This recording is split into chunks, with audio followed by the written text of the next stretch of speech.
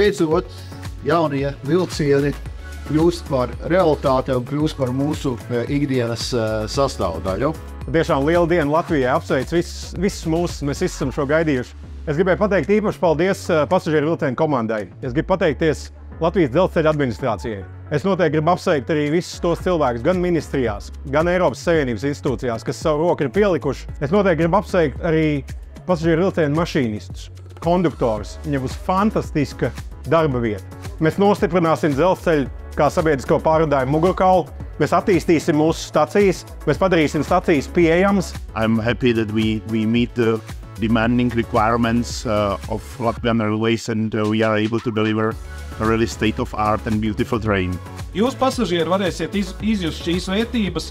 Šodien būs tā diena, kad jūs varēsiet sākt izmantot šos vilcienus. Un vienā vilcienā lūdzu visi kāpjam iekšā.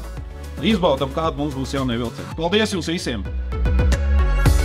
Gaita, viss komforts, to novērtēs. Pasažieri būs žūrīgi.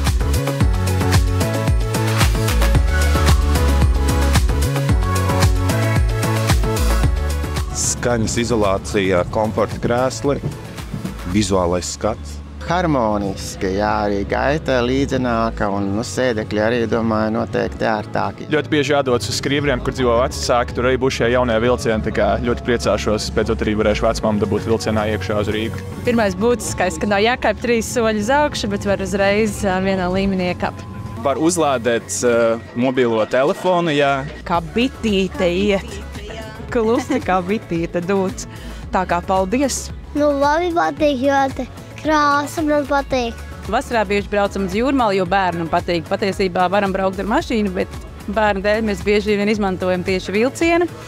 Un arī šodien viņam tas bija pārsteigums. Viņš nezināja, ka mēs ejam uz elektrovilcienu jauno.